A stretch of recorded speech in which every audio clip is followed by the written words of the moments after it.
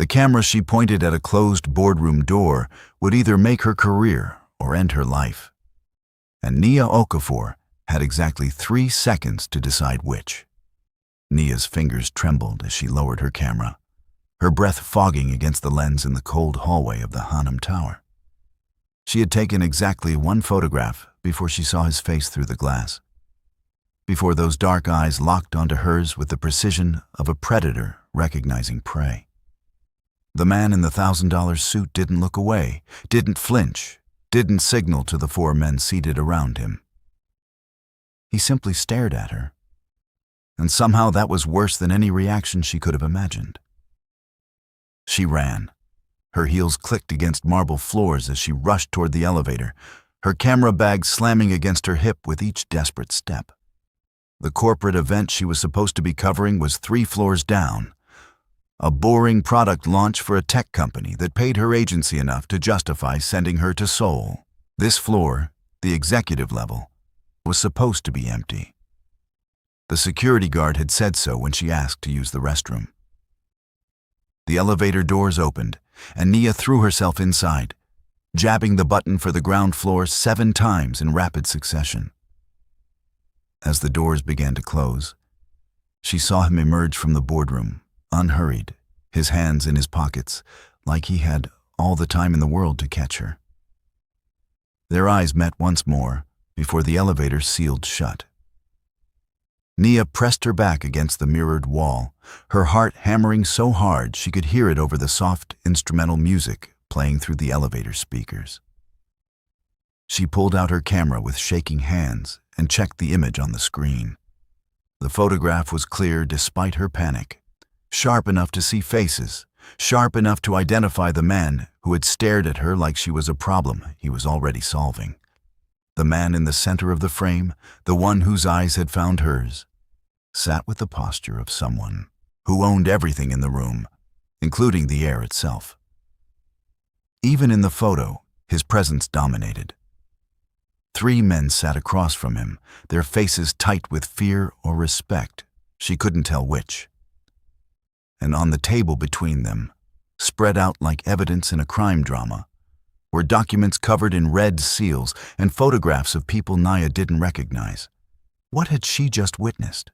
The elevator reached the ground floor, and Nia stepped out into the crowded lobby, immediately swallowed by the sea of corporate attendees mingling near the exit. She kept her head down, pulling her braids forward to hide her face, and made her way toward the main doors. The December air slapped her when she stepped outside, but she welcomed the cold, needed it to shock her system back to logic. She was overreacting, she told herself as she hailed a taxi. It was just a business meeting. The man had probably stared at her because she was interrupting, because she clearly didn't belong on that floor. Her documents were probably contracts, merger agreements, the boring corporate paperwork that required fancy red seals in Korea. She was letting her imagination run wild because she'd watched too many thrillers on the flight from Lagos. But then why had her instincts screamed at her to run? The taxi driver asked her something in Korean, and Nia showed him the address of her hotel on her phone, grateful she didn't have to explain in broken sentences why her hands were still shaking. As the car pulled into traffic, she glanced back at the Gangnam Tower, its glass facade reflecting the Seoul skyline like a mirror hiding secrets. On the 17th floor, behind windows she could no longer see, the man from the photograph stood watching the street below. "Do we have a problem, Seo-jun?" one of his associates asked, the nervousness in his voice barely concealed. Han Seo-jun didn't turn away from the window. He had already seen which taxi she entered, had already memorized the license plate, had already set in motion the machinery that would give him her name, her hotel, her reason for being in Seoul, and every detail of her life worth knowing. "No," he said quietly, his voice carrying the kind of certainty that ended conversations. "Not yet. Would you like me to continue?" His second in command, a sharp-faced man named Park Min-woo, appeared at his shoulder. She had a camera. I know. She took a photo. I know. Minwoo shifted his weight, the only sign of his discomfort. In the 7 years he had worked for Han Seo-jun, he had seen problems eliminated with ruthless efficiency, had watched his boss dismantle threats before they fully formed. The woman with the camera was a variable, an unknown factor in an equation that couldn't afford miscalculation. Should I send someone to retrieve the camera? Minwoo asked. Seo-jun finally turned from the window, his expression unreadable. At 32, he had the kind of face that photographers loved and opponents feared, all sharp angles and controlled intensity. He had inherited his father's empire at 25, when a rival syndicate made the mistake of thinking the youngest son would be the weakest link. They learned otherwise in the span of 6 months, watching their operations crumble as Seo-jun systematically dismantled everything they had built. But that was the old way. The way his father had taught him before a heart attack claimed him in his sleep. Seo-jun had spent the last 7 years transforming the Han family business from a criminal empire to something more sustainable, more untouchable. He laundered his family's bloody legacy through legitimate corporations, used the network his father built to maintain order in a city where chaos was profitable for all the wrong people. He wasn't a hero. He had no illusions about his moral standing. But he was practical. And practical men understood that evolution was survival. No, Seo-jun said after a pause that lasted just long enough to make Minwoo nervous. Find out who she is first. I want to know why she was on this floor, who sent her, and whether she's stupid or suicidal. And if she's a journalist? Then we'll know by morning. Seo-jun straightened his cufflinks, a gesture so casual it belied the weight of his next words. If she publishes that photo, she'll have bigger problems than us. The men in that room have enemies who would pay generously for their locations. Minwoo nodded and pulled out his phone, already texting instructions to their information network.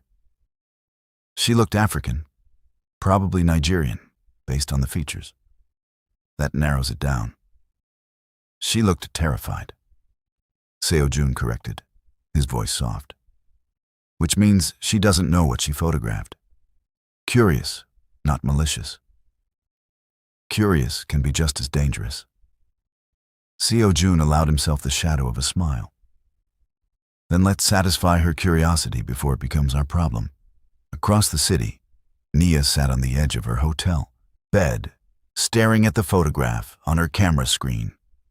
She had convinced herself twice during the taxi ride that she was being paranoid, that the whole thing was innocent, that she should delete the photo and forget it happened. But something kept stopping her finger from pressing the delete button. Maybe it was the way the man in the center, the one whose nameplate she could just barely read in the image if she zoomed in enough, held himself like violence was a language he spoke fluently. Maybe it was the fear in the eyes of the other men, the kind of fear that came from knowing exactly who they were dealing with. Or maybe it was the gut instinct that had served her well in Lagos, the same instinct that told her when her sister was lying, when her ex-boyfriend was cheating, when a story was bigger than it appeared. She zoomed in on the nameplate, squinting at the characters. Her Korean was limited to survival phrases and menu items, nowhere near good enough to read the formal script, engraved on the small metal plate. But the name beneath the Korean characters was written in English, probably for international business purposes. Han Seo-jun, Chief Investment Officer, Han Global Enterprises. Nia grabbed her laptop and opened the browser, typing the name with fingers that had finally stopped shaking. The search results loaded instantly, page after page of business articles, corporate announcements, and society photographs. She clicked on the Images tab, and her breath caught. It was him, no question. The same sharp features, the same intense eyes, the same aura of controlled power that translated even through glossy magazine photographs. But in these official images, he was smiling, shaking hands with politicians, cutting ribbons at charity events, accepting awards for corporate excellence and philanthropic contributions. Han Seo-jun, 32 years old, heir to the Han family fortune, CEO of multiple corporations spanning technology, real estate, and international trade. Educated at Oxford, fluent in 5 languages, and estimated net worth in the billions. Seoul's most eligible bachelor, according to 3 different magazines. A regular fixture at government functions, donor to children's hospitals, and investor in green energy initiatives. On paper, he was perfect. The kind of success story that made mothers around the world point at their sons and ask why they couldn't be more like him. But Nia had seen his eyes through that boardroom window, had felt the weight of his stare. And she knew with absolute certainty that there was a vast distance between the man in these photographs and the man she had accidentally captured on her camera. Her phone buzzed with a message from her agency coordinator, asking how the product launch coverage went. Nia sent back a quick confirmation that she had gotten all the required shots, neglecting to mention her detour to the 17th floor. She uploaded the official event photos to the shared drive, her finger hovering over the folder containing the boardroom image. She should delete it. She knew that. Whatever she had stumbled into was none of her business. She was in Seoul for 3 more days to cover 2 more events, then back to Lagos, where her sister would ask her the same passive-aggressive questions about when Nia was going to get a real job, settle down, stop chasing fantasies with a camera. This photo, this moment, this mystery, it wasn't her story to chase. Nia's cursor moved to the delete button. Her phone rang, an unknown number with a Korean country code. She stared at it for 3 rings before her curiosity overruled her caution. "Hello, Miss Okafor." The voice was male, speaking English with a British accent that surprised her. "I apologize for calling so late. My name is Park Min-woo, and I work for Han Global Enterprises. Do you have a moment to speak?" Every instinct Nia had developed as a photographer, as a woman traveling alone, as someone who had learned to trust her gut, screamed at her to hang up. But her hand wouldn't move, her voice wouldn't obey. "How did you get this number?" "Your agency provided it when we inquired about licensing some of your photographs from tonight's event," Min-woo said smoothly, the lie delivered with practiced ease. "Your work is quite impressive, Miss Okafor, particularly your eye for unexpected moments." The threat was delivered so politely she almost missed it. Almost. "I only photographed the product launch," Nia said, keeping her voice steady through sheer force of will. "Standard corporate coverage, nothing special." "Of course," Min-woo agreed, his tone unchanged. "However, we've noticed that our building security logs show elevator access to the 17th floor during the time you were in the building. That floor is restricted, Miss Okafor. We're concerned there may have been a security breach. I got lost looking for the restroom." Understandable. Seoul buildings can be confusing for visitors. The pause that followed was calculated, precise. "Mr. Han would like to meet with you tomorrow to discuss this matter personally. He's very particular about security, as I'm sure you can imagine. Just a brief conversation to ensure there are no misunderstandings. And if I'm busy tomorrow? Then we would be happy to accommodate your schedule. Mr. Han is quite flexible when something matters to him." Another pause. "And this matters to him, Miss Okafor." Nia's grip tightened on the phone. "Is this about the photo?" The silence on the other end lasted 3 seconds too long. What photo would that be? Minwoo asked. She had just confirmed what they suspected, Nia realized with a sinking feeling. They hadn't been certain she'd taken a picture until she mentioned it. Stupid, she cursed herself. Stupid, stupid, stupid. The photo of the hallway, she said quickly, trying to recover. I took a few shots while I was lost, and thought the architecture was interesting. Very modern, clean lines. I see. Minwoo's voice carried a note of something that might have been amusement or might have been pity. In that case, Mr. Han would still very much like to meet you. Shall we say 10 o'clock tomorrow morning? There's a cafe in Gangnam, very public, very safe. I'll text you the address. What if I say no? Then I would have to ask myself why a photographer who simply got lost and took innocent pictures of architecture would be afraid of a conversation. Minwoo let that sink in. Mr. Han is not in the habit of harming people who haven't harmed him, Miss Okafor.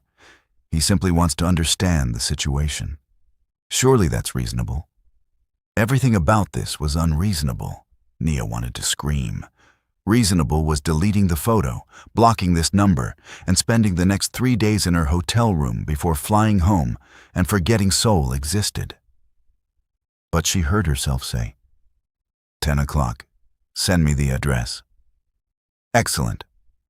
Mr. Han appreciates your cooperation. One more thing, Miss Okafor. What? Please bring your camera, all of your memory cards. Mr. Han will want to see exactly what architectural photographs you found so interesting. The line went dead before she could respond.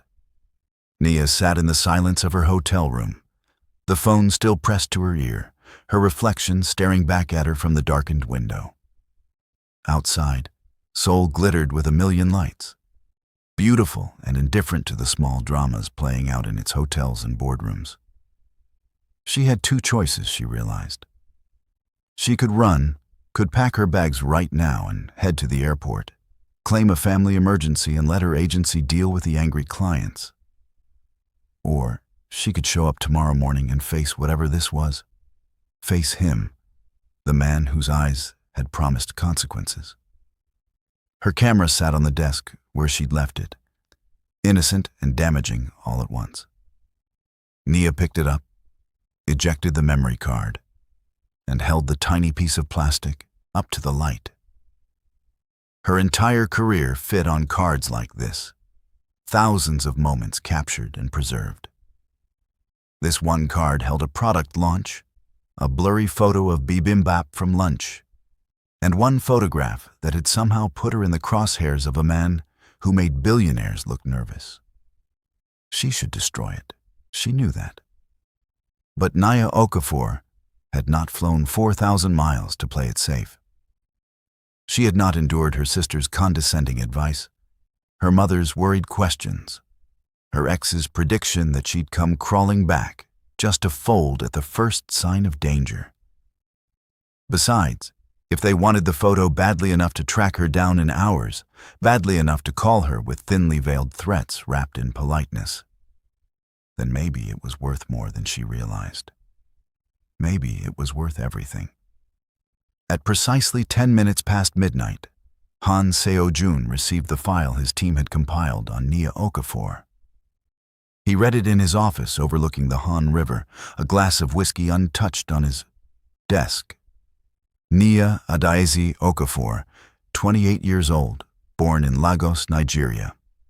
Freelance photographer specializing in corporate events and editorial work. Second daughter of a retired banker and a school teacher. One older sister, a lawyer married to a doctor. 2 children, the family's pride and source of constant comparison. Nia had studied photography in London, returned to Lagos to build her career, and spent the last 3 years taking whatever assignments came her way. No criminal record, no political affiliations, no red flags that suggested she was anything other than what she appeared to be. A photographer in the wrong place at the wrong time. The file included samples of her work, pulled from her online portfolio. Seo Jun found himself pausing on certain images, struck by the way she captured moments between the moments, the unguarded expressions, the stories hiding in the margins of official events. She had an eye for truth, he realized, for the reality beneath the performance, which made her dangerous in an entirely different way than he'd first assumed.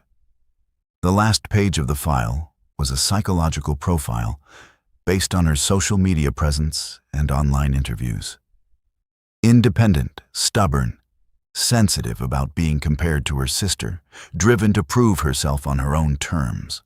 Not reckless, but willing to take calculated risks.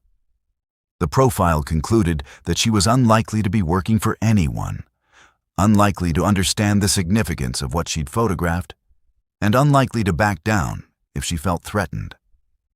Seo Jun closed the file and finally reached for his whiskey. "What do you think?" Min Woo asked from the chair across the desk. "Is she a problem?" "Everyone is a problem until proven otherwise," Seo Jun said, but his tone lacked conviction. "We could make this simple.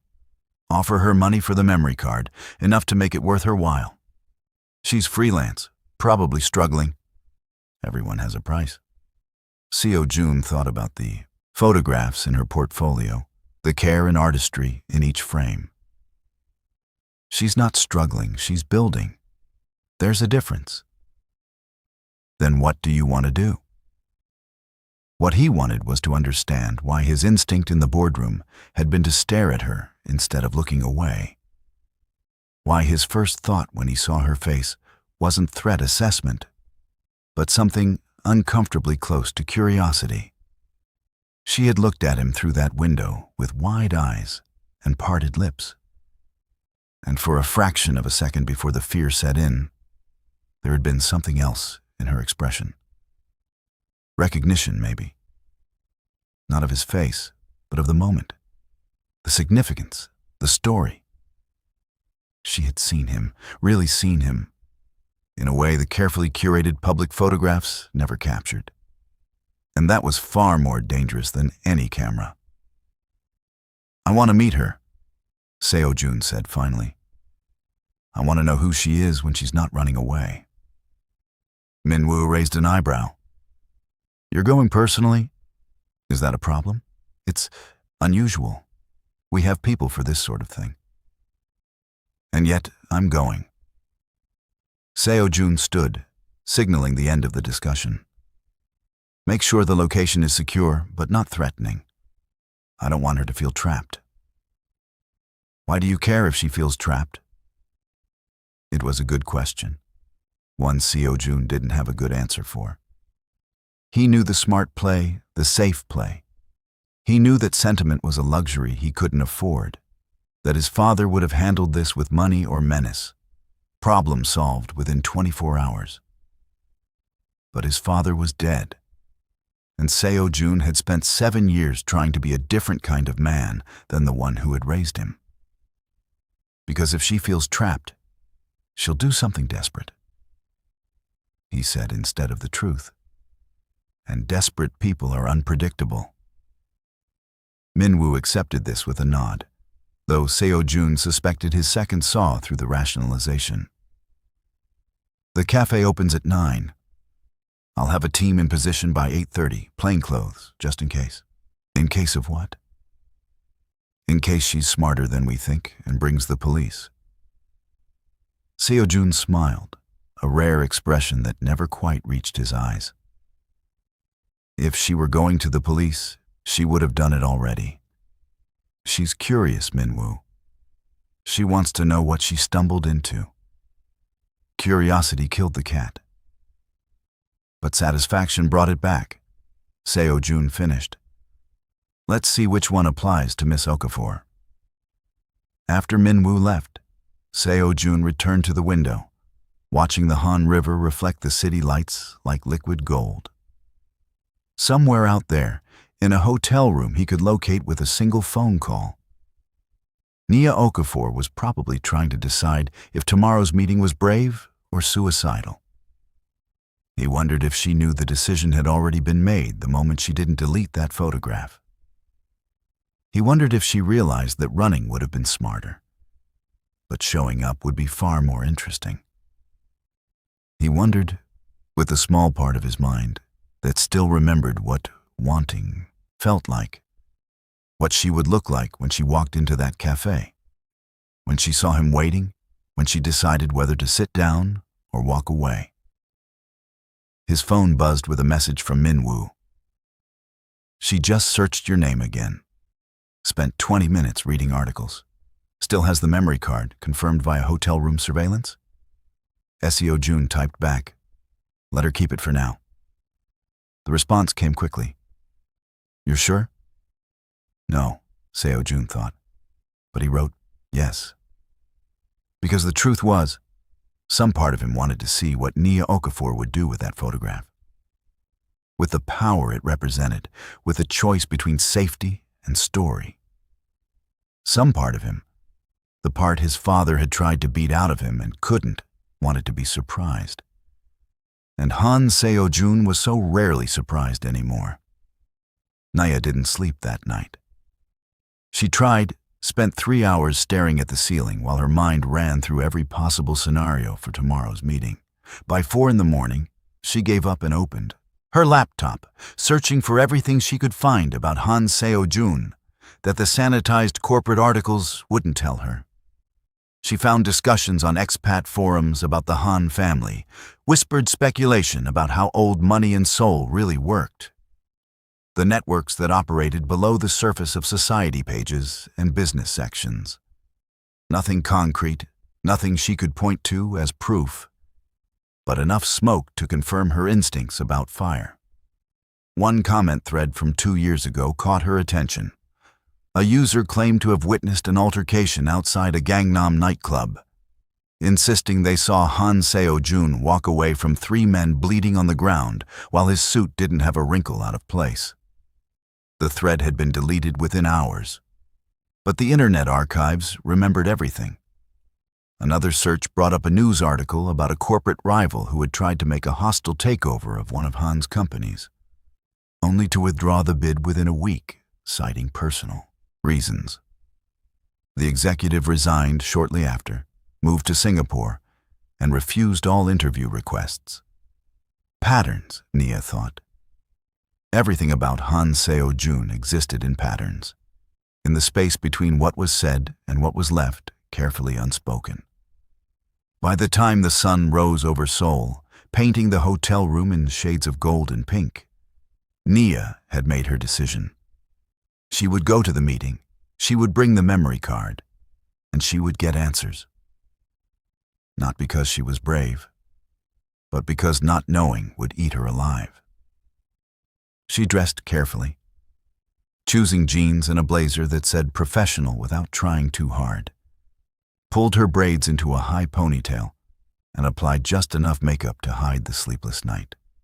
Her camera bag held 3 memory cards, one with the boardroom photo, one with the product launch images, and one completely blank as insurance, though she wasn't sure yet against what. The cafe address Minwoo had sent was in Gangnam, tucked on a quiet side street, between a bookstore and a flower shop. Nia arrived 15 minutes early, a habit born from years of freelancing, and immediately spotted the security. They were good, she'd give them that, dressed like ordinary customers, but she'd photographed enough events to recognize the telltale signs. The way they didn't quite relax, the positioning that covered all exits, the identical watches that probably did more than tell time. She was walking into a trap of velvet and politeness, and they wanted her to know it. The cafe was beautiful in that specifically Seoul way, all minimalist wood and trailing plants, natural light filtering through floor-to-ceiling windows. A handful of customers sat scattered at tables, typing on laptops or reading. The kind of trendy morning crowd that paid $12 for coffee and considered it reasonable. Nia ordered an Americano from the barista, paid with the Korean won she'd exchanged at the airport, and turned to find a seat. He was already there, sitting at a corner table with sight lines to the entire cafe, watching her with the same intense focus she remembered from the boardroom window. Han Seo-jun in person was somehow more and less than his photograph suggested. More present, more commanding of the space around him. Less polished, or maybe just more real. The careful veneer of corporate headshots stripped away to reveal something raw underneath. He didn't stand when she approached, didn't smile, didn't offer any of the polite gestures she'd been half expecting. He just watched her, and Nia felt the weight of that attention like a physical thing, like walking into sunlight after hours in shadow. "Miss Okafor," he said when she stopped at his table. His voice was deeper than it had sounded through the boardroom glass, textured with an accent that suggested expensive international schools and deliberate elocution. "Thank you for coming." "Did I have a choice?" Nia kept her voice level, refusing to let him see the nervous energy thrumming under her skin. "Everyone has choices. Some are just more pleasant than others." He gestured to the empty chair across from him. "Please sit. Your coffee's getting cold." She sat, more because standing felt like weakness than because he'd asked. Up close, she could see details the photographs had missed. The faint scar along his jawline, the way his dark eyes held flecks of amber when the light hit them right. The tension in his shoulders that suggested he was coiled for movement despite his relaxed posture. "You're younger than your pictures," Nia said, then immediately regretted it. What was she doing, making small talk with a man who'd had her tracked down and summoned? "Photographers lie," Seo-jun replied, and she couldn't tell if he was joking. "Though you should know that better than anyone. Cameras don't lie. People just don't like what truth looks like." "Is that what you think you captured yesterday? Truth?" There it was, the real reason for this meeting, delivered with the precision of a surgeon making the first cut. Nia wrapped her hands around her coffee cup, grateful for something to hold on to.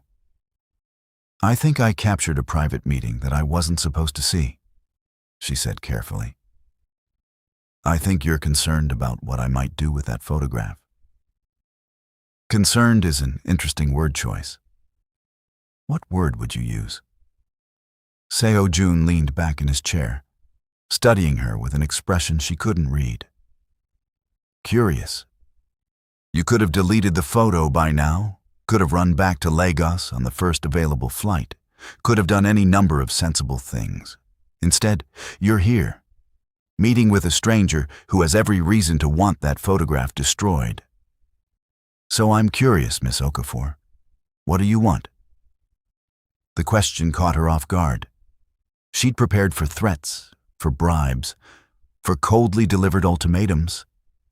She hadn't prepared for him to ask her what she wanted, to turn the conversation into something that felt almost like negotiation. "I want to know what I photographed," Nia heard herself say. "I want to know why a business meeting required that level of security. Why you're all over the news as some kind of corporate saint when the men in that room looked at you like you could end them with a word. And if the answer is dangerous, then I deserve to know that too." Something shifted in Seo-jun's expression, a flicker of what might have been respect or might have been calculation. "You understand that knowledge has consequences, that some doors once opened can't be closed. Are you threatening me? I'm stating facts." He leaned forward, and suddenly the space between them felt smaller, charged with something Nia didn't want to name. "But since you asked, let me be clear. That photograph puts you in a very precarious position, Miss Okafor. The men in that room have enemies, powerful ones, who would pay generously for information about their whereabouts. If they believe you have that information, you become a target. Those men looked more afraid of you than any enemy." Seo-jun's lips curved into something that wasn't quite a smile. "Perhaps they have good reason. So, what are you?" Some kind of Korean mob boss hiding behind corporate philanthropy? The words came out sharper than she intended, loud enough that the customer at the next table glanced over.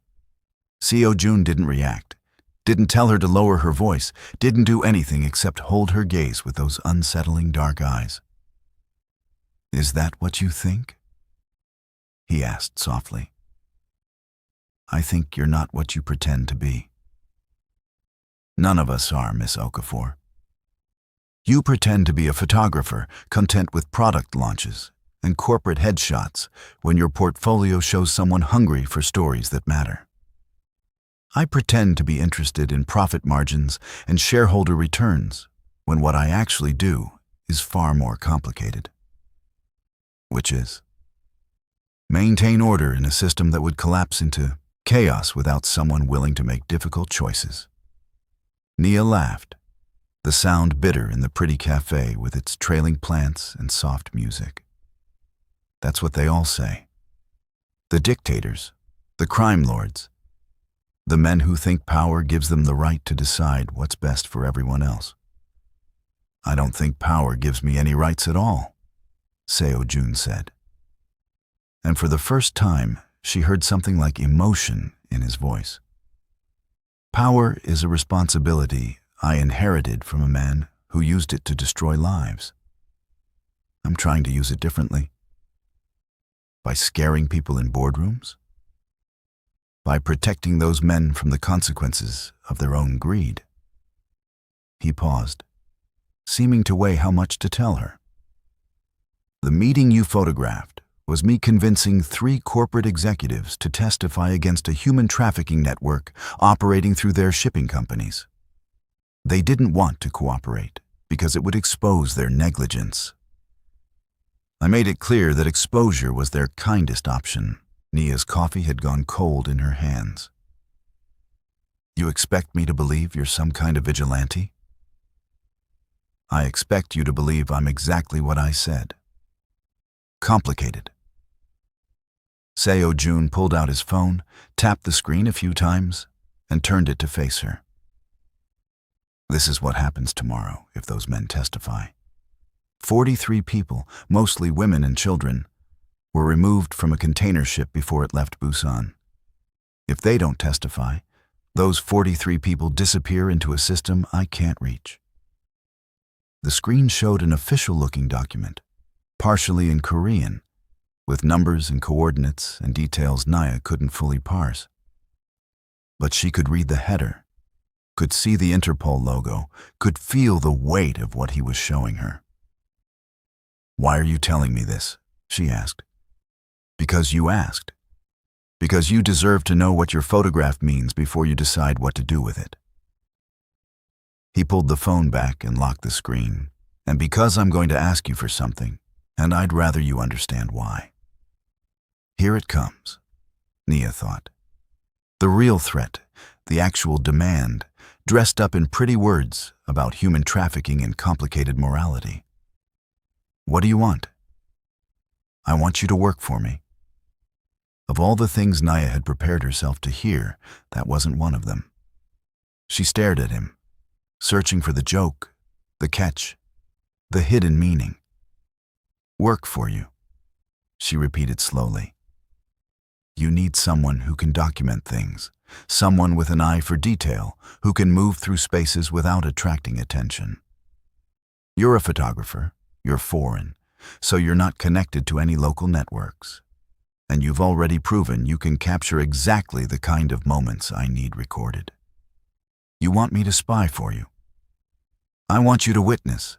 There's a difference." "Is there?" Nia's hands tightened on her coffee cup. "This is insane. I came here for 3 days to cover corporate events. I don't know you. I don't know this city. I don't know anything about whatever world you operate in, which makes you perfect for what I need. Which makes me vulnerable and stupid if I agree." Seo-jun tilted his head, studying her with that unnerving focus. "You're not stupid, Miss Okafor. Impulsive, maybe. Too curious for your own good, certainly. But not stupid. then I'm smart enough to say no. Are you? The question was delivered gently, but Nia heard the challenge underneath. Because from where I'm sitting, you have a photograph that makes you a liability to dangerous people. No protection if they come looking for you. And 3 more days in a city where you don't speak the language or understand the rules. Saying no doesn't make you safe. It just makes you alone. And saying yes makes me what? Your employee? Your accomplice? My associate. Temporary, well compensated, and protected. He named a figure that made Nia's breath catch, more than she made in 6 months of freelancing. 2 weeks. I have 3 situations that require documentation, evidence that will hold up in court or international tribunals. You take the photographs I need, you get paid. And when it's done, you go home to Lagos with enough money to fund whatever project your heart desires. Why me? Nia demanded. You clearly have resources, people, and money. Why would you need some random photographer who stumbled into your meeting? Because everyone I already employ is known, watched, and connected to me in ways that compromise their objectivity. But you? Seo Jun's gaze didn't waver. You're nobody. No offense intended, but in my world, anonymity is more valuable than expertise. And if I refuse? Then I'll ask for your memory card. You'll give it to me because the alternative is worse. And you'll spend the rest of your time in Seoul looking over your shoulder, wondering if you made the right choice. He paused. But you won't refuse.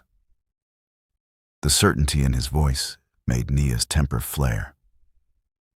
You don't know me. I know you didn't. Delete that photograph when any sensible person would have. I know you showed up this morning when you could have run. I know you spent last night researching me instead of sleeping, looking for the truth behind the press releases. Seo Jun leaned forward again, close enough that she could smell his cologne, something expensive and subtle. I know you're tired of being compared to your perfect sister, tired of playing it safe, tired of wondering if you have what it takes to chase the stories you actually care about. So no, Miss Okafor, you won't refuse. Because this is exactly the kind of opportunity people like us spend our whole lives waiting for. People like us.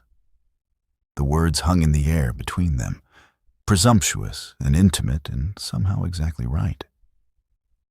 Nia wanted to argue, to tell him he was wrong about her, to stand up and walk out of this cafe and this conversation and whatever dangerous thing he was offering. But her mouth said, "What's the first job?" Seo Jun's smile was small and sharp and satisfied. Tomorrow night, art gallery opening in Itaewon, very exclusive, very trendy. A corporate executive is attending who's been embezzling from pension funds, leaving thousands of retirees with nothing. I need photographs of him meeting with his offshore banking contact. Clear faces, readable documents if possible, time-stamped metadata intact. And then what? You turn him in? I give the evidence to someone who will. My hands stay clean, justice gets served, and you get your first payment. How much? He named another figure, a quarter of the total he'd offered, enough to make Nia's carefully maintained composure crack. That's insane, she said. That's the value of good documentation in the right hands. Nia looked down at her cold coffee, at her reflection distorted in the dark liquid, at the choice spreading out before her like a map with no clear destination. Every logical part of her brain screamed to walk away, to take the safe path, to delete the photograph and forget this meeting ever happened. But there was another voice, quieter but more insistent, that whispered, "What if he's telling the truth? What if this is the story you've been waiting for? What if you're brave enough to find out?" "I need guarantees," she said, looking back up at Seo Jun. Protection, as you said. And I need to know that what I'm photographing is actually going to help people, not just settle your personal vendettas. Agreed. You'll have security discreet but constant. And I'll provide evidence for every assignment, proof that the targets deserve exposure. I want it in writing, a contract. Absolutely not. Seo Jun's refusal was immediate and firm. No paper trail, no documentation, nothing that ties you to me officially. That's the only way this works, the only way you stay safe. You'll have to trust me. Trust a man I met 20 minutes ago, who essentially blackmailed me into this meeting. I prefer to think of it as aggressive recruitment. Despite everything, despite the insanity of the situation and the danger she could feel hovering at the edges of this conversation, Nia almost laughed. You're unbelievable. I'm effective. There's a difference. Seo Jun pulled out a business card, wrote something on the back, and slid it across the table. This is my private number. You call it if there's a problem, any problem, and I'll handle it. The security team will make contact with you this afternoon to establish protocols. Nia picked up the card, the paper thick and expensive between her fingers. The front had his name and title in English and Korean. The back had 10 digits in his handwriting, sharp and precise. I haven't said yes yet, she pointed out, but you're going to. Seo Jun stood, buttoning his suit jacket with economical movements. The gallery opening is at 8 tomorrow night. Dress formally, bring your best camera, and prepare to be bored by terrible art and worse, conversation until the real work begins. You're just leaving? What if I don't show up? He looked down at her, and Nia felt pinned by his gaze, studied and measured, and seen in a way that was both uncomfortable and thrilling. Then I'll have been wrong about you, Seo Jun said quietly. And I'm very rarely wrong. He walked out of the cafe without looking back, leaving Nia sitting alone with her cold coffee and racing thoughts. Through the window, she watched him climb into a black sedan, watched it pull smoothly into traffic, watched her safe, boring, sensible life disappear with it. Her phone buzzed. A text from an unknown number. Miss Okafor, this is Park Min-woo. Your security detail will meet you at your hotel at 2 o'clock this afternoon to discuss protocols. Please do not leave the building until they arrive. For your safety. Another text came through immediately after. This one from Seo Jun's number. Just 2 words. Thank you. Nia sat in the cafe for another 30 minutes, turning the business card over and over in her hands, trying to find the moment where her life had veered from normal into this. Was it when she took the photograph? When she didn't delete it? When she answered Min-woo's call? Or was it earlier, back in Lagos, when she'd accepted this Seoul assignment, when she'd decided that playing it safe was slowly killing her? When she'd looked at her sister's perfect life and felt something closer to desperation than envy? Her phone rang. Her mother, calling from Lagos. The time difference meant it was early morning there. Nia almost didn't answer. Couldn't face the casual interrogation disguised as concern, the questions about when she was coming home, whether she'd met any nice men, why she couldn't be more like her sister. But habit and guilt made her swipe to accept. Ni, how is Seoul? Her mother asked, her voice crackling slightly over the international connection. It's beautiful, Mama. Cold, but beautiful. You're eating well? Not just that fast food? I'm eating well. And the work? It's going okay? Nia looked at the business card still in her hand, at the private number of a man who operated in shadows and called it maintaining order. It's going better than expected, actually. I might have a new client, someone who needs a photographer for a few special projects. Special projects. Her mother's voice sharpened with interest. Is this person reputable? You have to be careful, Nia. Strange men in strange cities. You don't know what they want. If only you knew, Nia thought. But she said, he's very reputable, Mama. A businessman, very successful. It's all legitimate. Mostly, she added silently. They talked for a few more minutes, her mother sharing news from home, her sister's latest accomplishment, and the neighbor's son who had just made partner at a law firm. Nia made appropriate noises, gave appropriate responses, and felt the familiar weight of expectation settling on her shoulders. When she hung up, she felt more certain of her decision than before. She was tired of being the daughter who worried her mother, the sister who fell short, the woman who played it safe and still ended up with nothing to show for it. If she was going to fail, if she was going to make mistakes, if she was going to take risks that terrified her, then at least they would be her choices, her failures, her story. Nia stood, dropped her untouched coffee in the trash, and walked out of the cafe into the cold Seoul morning. She had 28 hours until the gallery opening, until she stepped into Han Seo-jun's world officially, until she became whatever he needed her to be. 28 hours to prepare, to plan, to convince herself this was anything other than the most dangerous decision she'd ever made. Her hotel room felt different when she returned to it, smaller somehow, like the walls had moved closer while she was gone. The memory card sat on the desk where she'd I left it, innocuous and damning all at once. Nia picked it up, thought about Seo-jun's offer to simply take it, to make this problem disappear with money or menace. But he'd offered her a choice instead, wrapped it in danger and opportunity, and that unsettling intensity that made her feel like he saw more than she wanted to reveal. She loaded the image onto her laptop one more time, studying the photograph with fresh eyes.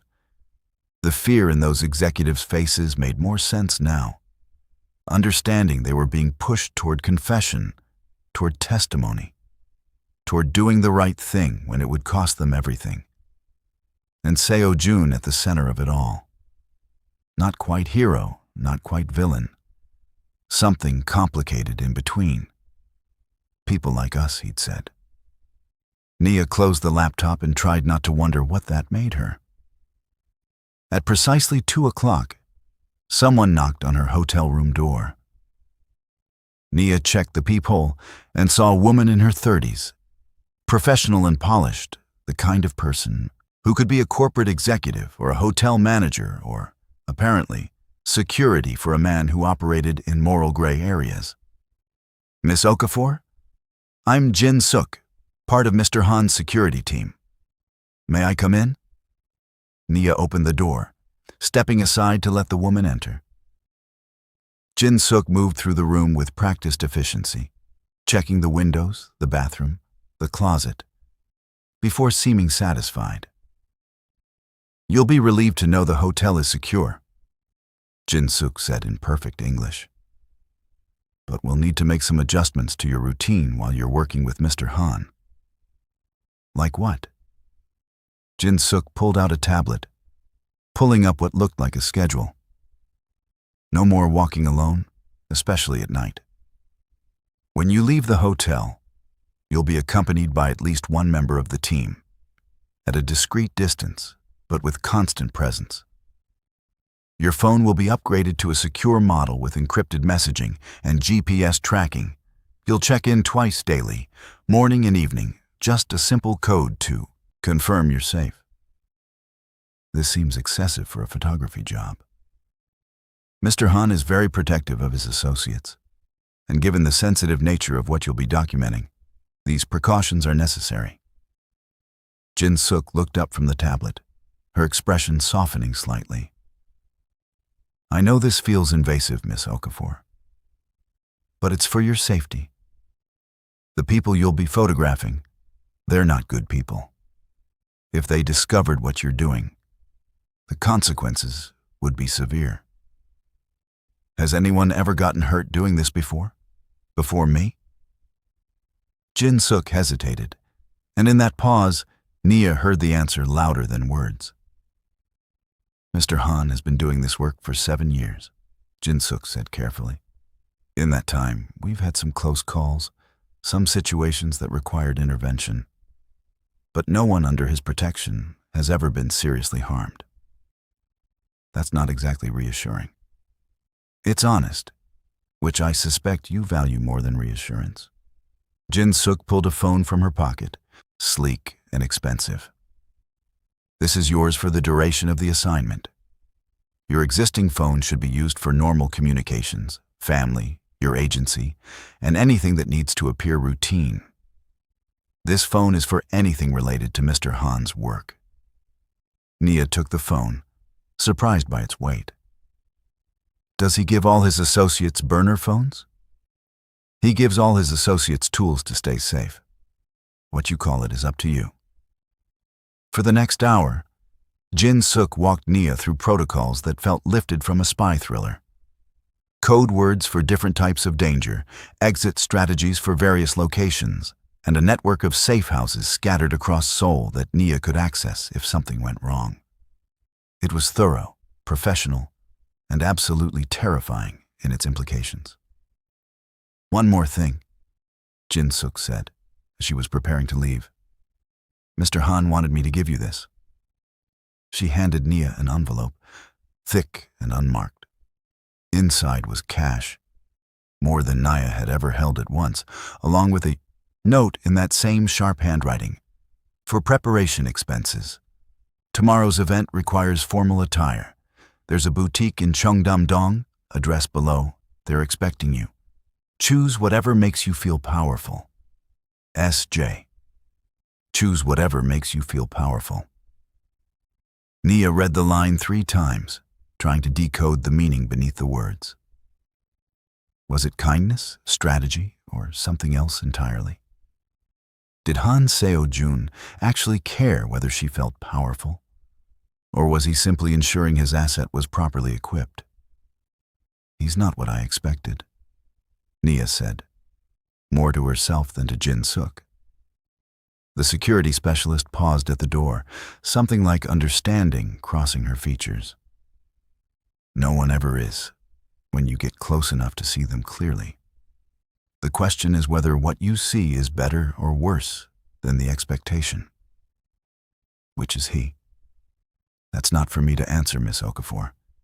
You'll have to decide that yourself. After Jin-suk left, Nia sat on the hotel bed with the envelope of cash and the note in the secure phone, feeling like she'd crossed a threshold she hadn't realized was there. This was real now. Not theoretical, not something she could laugh about over drinks when she got home to Lagos. She was working for Han Seo-jun. Mysterious and dangerous and somehow compelling despite or because of both those things. She was going to photograph criminals and corruption and help expose the kind of people who thought power made them untouchable. She was going to wear a dress that made her feel powerful and walk into a gallery full of Seoul's elite and pretend to belong. The thought should have terrified her more than it did.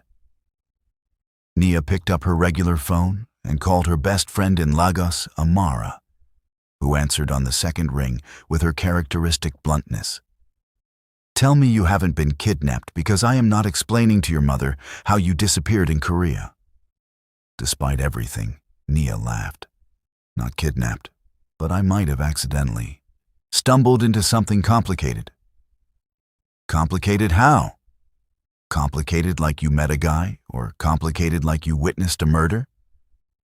Somewhere in between? She told Amara an edited version, left out the specifics, but kept the essence.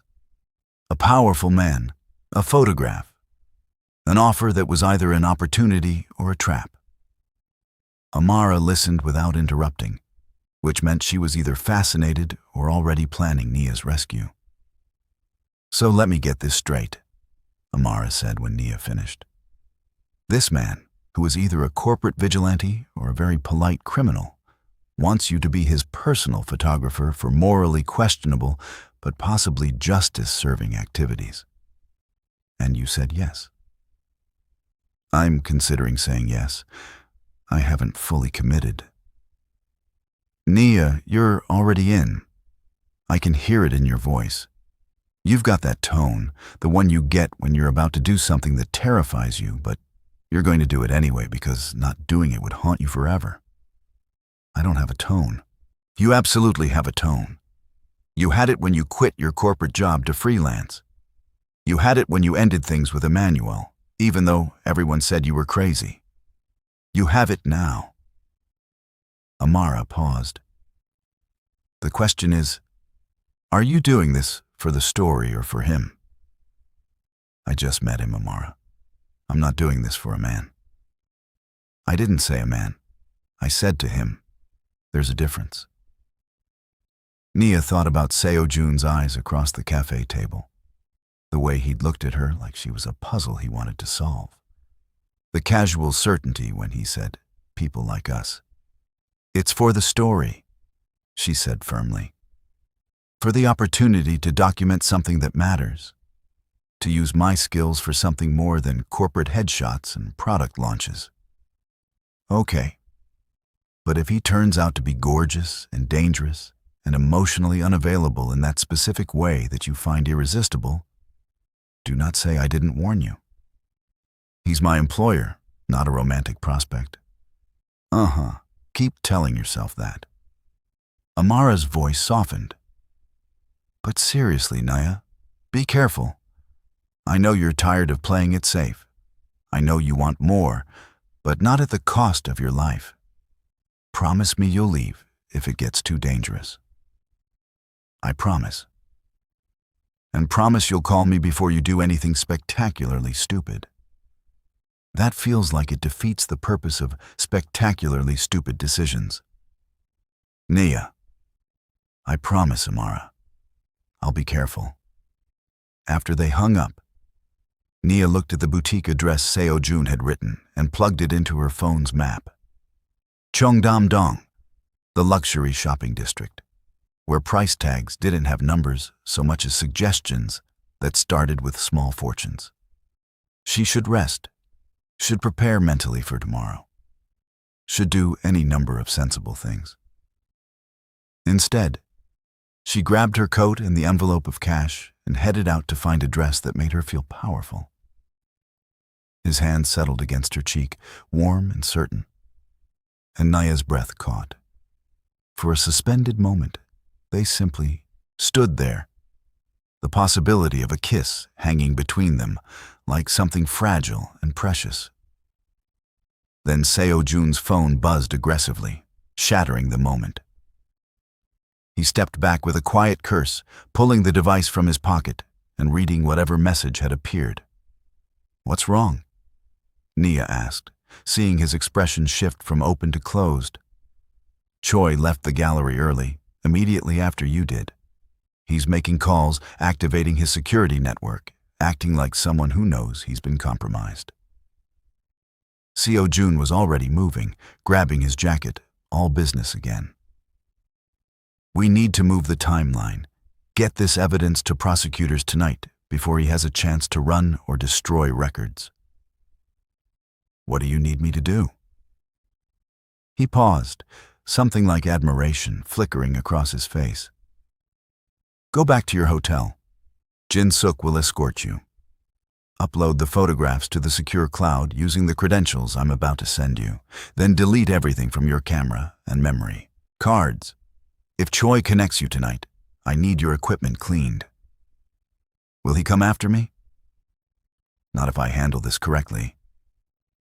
Seo Jun's jaw tightened with determination.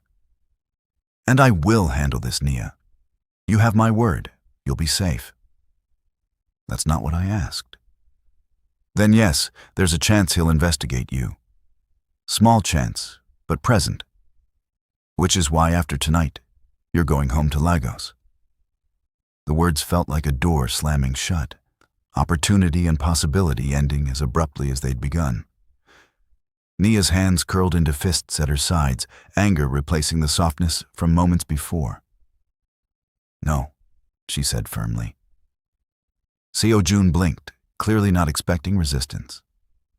"Excuse me?" "I said no. You don't get to kiss me like that and then ship me off to safety because you're scared." Nia stepped toward him, closing the distance he'd tried to create. "You don't get to make decisions about my life without asking what I want. What you want is irrelevant if you're dead, Nia. Then, I guess I'll die making my own choices instead of living safe and miserable making yours." Her voice shook, but didn't break. "You told me courage is being terrified and showing up anyway. So show up, Seo-jun. Stop hiding behind protection and protocol and tell me the real reason you want me gone." His composure cracked, frustration bleeding through. "Because I can't focus when you're in danger. Because every instinct I have screams to keep you safe, even when logic says you can handle yourself. Because Yoon-hee died and I've spent 7 years making sure I never care about anyone enough to feel that helpless again. And how's that working for you? All that careful distance, all that emotional control?" Nia's eyes burned, but she refused to look away. "You're not living. You're just existing between operations, telling yourself that's enough. It has to be enough. Why? Because your father was a monster? Because someone you loved died? Because you think you don't deserve anything more than cold apartments and loneliness?" She moved closer still, close enough to see his carefully constructed walls crumbling. "I've known you for 3 days, Seo-jun. 3 days. And I can already see that you're punishing yourself for things that weren't your fault." "You don't understand what you're asking," he said, his voice rough. "My world doesn't have room for soft things, for relationships, for the kind of vulnerability you're demanding. I'm not asking for soft. I'm asking for real." Nia reached up, her hand settling over his heart, feeling it race beneath her palm. "And I'm not Yoon-hee. I'm not fragile or naive about what you do.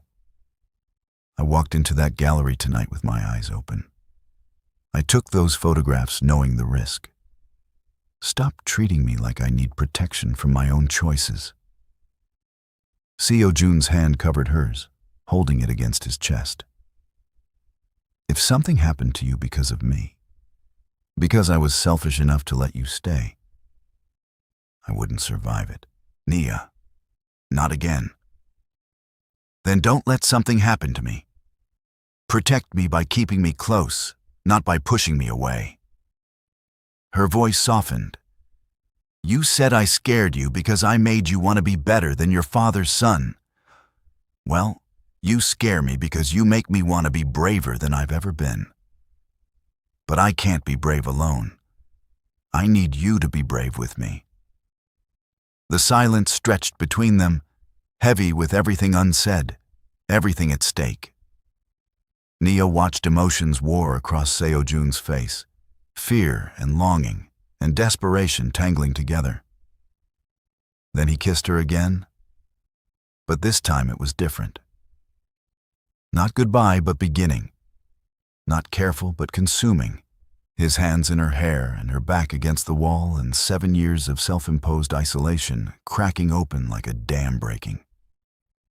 When they finally pulled apart, both breathing hard, Seo-jun rested his forehead against hers.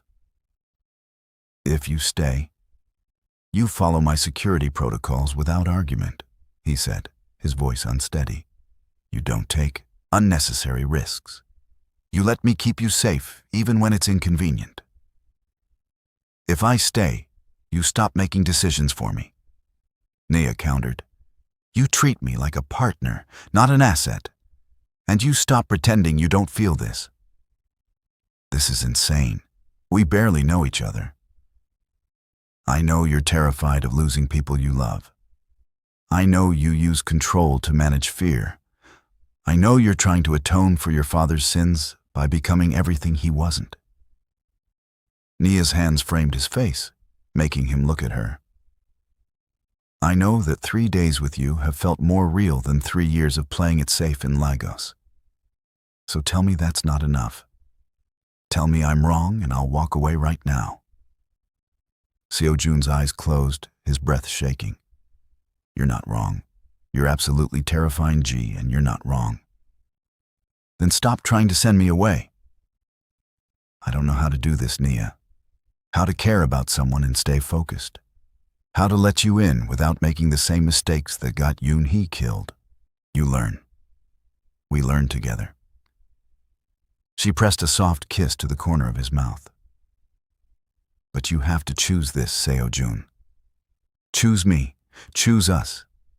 Choose the possibility that maybe love doesn't have to be weakness. He pulled back enough to study her face, searching for something she hoped he'd find. Whatever he saw there made his expression shift, walls crumbling completely. Okay, he said quietly.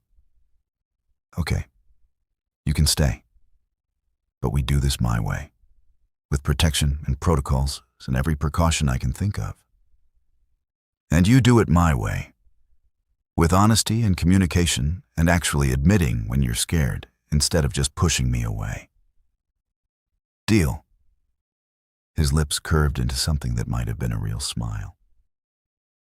You're going to make my life incredibly complicated, aren't you? Absolutely. Get used to it. Seo-jun's phone buzzed again, reality intruding. He checked it with a sigh. Min-woo is asking where I am. I need to handle the Choi situation and get the evidence too. Prosecutors before morning. Then go. Do what you need to do. Nia stepped back, giving him space.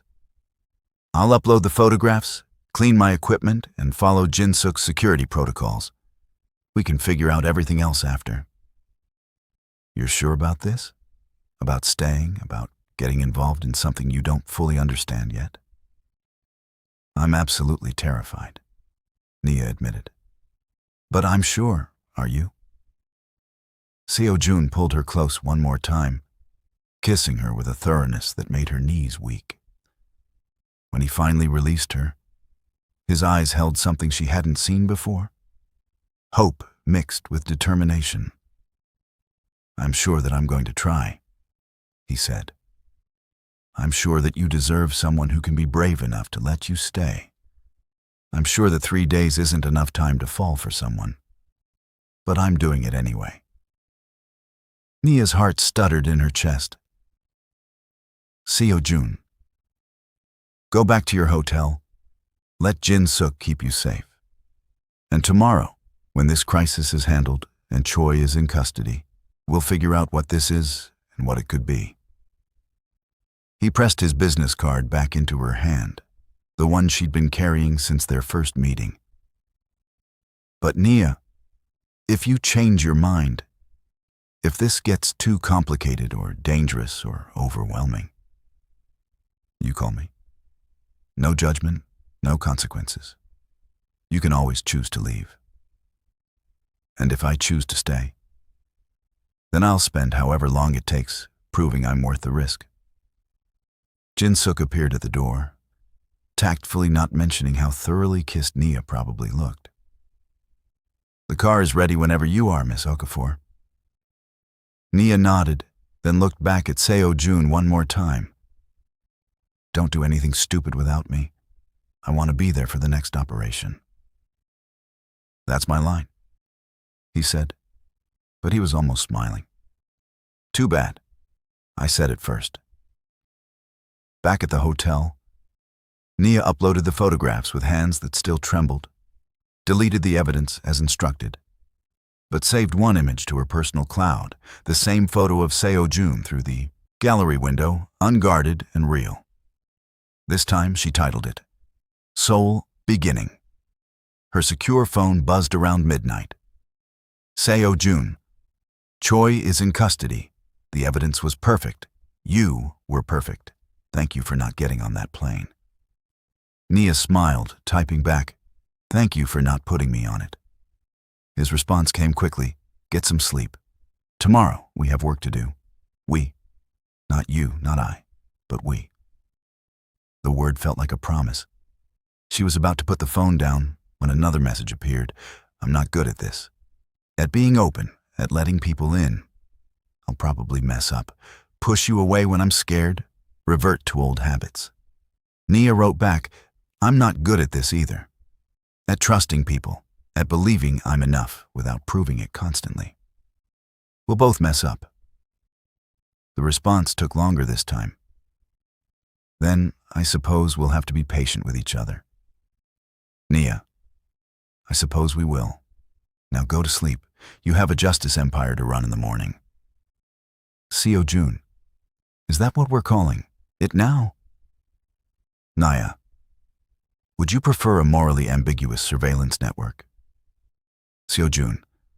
I prefer knowing you'll be part of it. Sleep well, Nia Okafor. Tomorrow, we start figuring out what comes next. She fell asleep with her phone in her hand, and possibility blooming warm in her chest. The kind of feeling she'd spent years chasing and never quite finding. When morning came, Seoul looked different outside her hotel window, less foreign and more like somewhere she could belong. Her regular phone showed messages from her agency asking about her return date. Instead of confirming her original flight, Nia found herself typing something different. I need to extend my stay in Seoul. A new client has requested additional work. We'll update you on the timeline soon. Her sister called an hour later, probably alerted by their mother that Nia was changing plans. What's in Seoul that's worth staying for? Her sister asked, suspicion clear in her voice. A job opportunity, Nia said, which was true if incomplete. Something bigger than product launches and corporate headshots. You're not doing anything dangerous, are you? Mama is worried. Tell Mama I'm fine. Tell her I'm actually better than fine. Tell her I'm building something that matters. Nia looked out at the city, at the skyline that held secrets and stories and one complicated man who'd chosen to be brave. And tell her I'll explain everything when I come home. But right now, I need to stay. After she hung up, Nia's secure phone buzzed with an address and a time. It's Seo Jun. Lunch? There's a place in Insadong that makes the best bibimbap in Seoul. We should talk about the next operation. And other things. Other things. Her stomach flipped with nerves and anticipation. Nia, is this a business meeting or a date? The response was immediate. Yes. She laughed out loud, already planning what to wear, already imagining sitting across from him in daylight. No danger, no urgency, just two people trying to figure out if 3 days of intensity could become something sustainable. Her phone buzzed again. Fair warning, I'm terrible at dating. I'll probably talk about work too much and forget to ask normal questions. Nia wrote back, fair warning, I'll probably take photos when you're not looking and ask invasive questions about your feelings. Seo Jun, that sounds perfect. See you at 1. Nia spent the morning getting ready with more care than any corporate event had ever required. Choosing an outfit that balanced professional and personal. Practicing looking casual when her heart was racing. At precisely 1 o'clock, she walked into the restaurant in Insadong and found Seo Jun already there, sitting at a corner table, looking somehow different in daylight. Less untouchable, more human. His careful composure cracked just enough to show the man underneath. He stood when she approached, his eyes traveling over her with appreciation that made her skin warm. You came? He said simply. Did you think I wouldn't? I thought you might have changed your mind in the clear light of day. Decided that a normal life in Lagos was preferable to whatever chaos I'm offering. Nia slid into the seat across from him, meeting his gaze directly. I've spent 28 years being normal and safe and appropriate. It hasn't made me particularly happy. So I'm choosing chaos, at least for a while.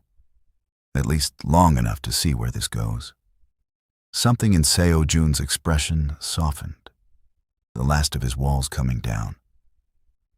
Then I suppose I should try to make chaos worth your while.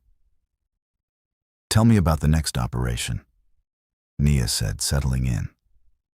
Tell me how this works, what we're building, what justice looks like in your world.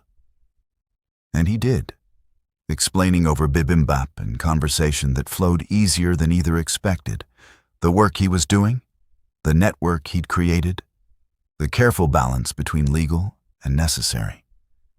Nia listened and asked questions and offered perspectives he hadn't, considered her photographer's eye seeing angles and opportunities he'd missed. Somewhere between lunch and coffee, business became personal. Stories about childhoods and dreams and all the small details that transformed strangers into something more. My sister called this morning, Nia said. I told her I was staying in Seoul for work. Didn't mention the work included photographing criminals and falling for a man who runs a justice empire. Is that what you're doing? Falling? Seo Jun's voice was careful, like he was handling something fragile. Terrifyingly fast, yes. You? I fell 3 days ago when you showed up to that cafe meeting instead of running. I've just been trying to convince myself it wasn't happening. He reached across the table, his hand covering hers. I'm done convincing myself. This is happening, Nia. You're happening to me, and it's terrifying and impossible, and I don't want to stop it. Good, Nia said, her fingers threading through his. Because I'm not going anywhere. They sat in that restaurant until the afternoon faded into evening, talking and planning and slowly building something neither had expected to find. And when Seo Jun finally walked her back to her hotel, his hand warm in hers, Seoul felt less like a foreign city and more like somewhere she was choosing to stay. The next operation is in 4 days, he said at her hotel entrance. Corporate executive embezzling disaster relief funds. I'll need photographs, documentation, evidence that will hold up in international court. I'll be ready. And between now and then, would you like to have dinner with me? Actual dinner, no surveillance, no operations, just us figuring out if this works outside of danger and adrenaline? Fosper. Nia smiled, rising on her toes to kiss him softly. I would like that very much. Tomorrow night, then. I'll pick you up at 7. Wear something comfortable. We're not going anywhere fancy. Where are we going? Somewhere I've never taken anyone else. Somewhere that matters to me. Seo Jun's thumb traced her cheekbone gently. I'm trying, Nia, to be open, to let you see the parts of me I usually keep hidden. It's harder than I expected. I know. And I'm trying to trust that staying won't mean losing myself, that choosing you doesn't mean giving up who I am. We're both trying. That's enough for now. He kissed her again, longer this time, sweet and promising and full of possibility. When he pulled away, his eyes held something that looked dangerously close to love. Get some rest, he said softly. Tomorrow, we start building something real. Nia watched him walk away, watched his car disappear into Seoul traffic, then went up to her hotel room with a lightness in her chest she hadn't felt in years. Her phone buzzed with a message from Amara. So, how's Seoul? Have you done anything spectacularly stupid yet? Nia typed back. Define stupid. The response was immediate. Oh no, what did you do? Met someone. Staying longer. Might be falling in love. Is that stupid? Amara. That depends. Is he worth it? Nia thought about Seo Jun's careful vulnerability, his determination to be better than his father, the way he looked at her like she was brave and brilliant and exactly what he needed. Yes, she wrote back. I think he might be. Amara, then it's not stupid, it's brave. But I want details. All the details. Nia laughed, already composing the story in her head, already imagining how to explain Han Seo-jun to her best friend, to her family, to herself. She was a Nigerian photographer who'd stumbled into a Korean corporate vigilante's world and somehow found belonging in the chaos. She was building something that mattered with a man who made her brave. She was choosing risk over safety and possibility over certainty. 3 days ago, she'd been in Lagos, feeling stuck and compared and not quite enough. Now she was in Seoul, falling in love with a complicated man and a complicated mission, finally feeling like she was exactly where she was supposed to be. Outside her window, the city glittered with evening lights, beautiful and dangerous and full of stories waiting to be told. And Nia Okafor, photographer and dreamer and woman brave enough to stay, smiled and started planning for tomorrow, for the next operation, for whatever came next in this strange and perfect beginning. Because sometimes courage looked like running toward danger instead of away from it. Sometimes love won over fear. And sometimes 3 days was exactly enough time to find the person who made you believe in possibilities you'd stopped imagining. Nia pulled out her camera and took one last photo of Seoul at night. The city where everything changed, where she'd found work that mattered, and a man who saw her, and a version of herself she'd always wanted to become. She titled it simply, Home for Now. And it was enough. It was everything.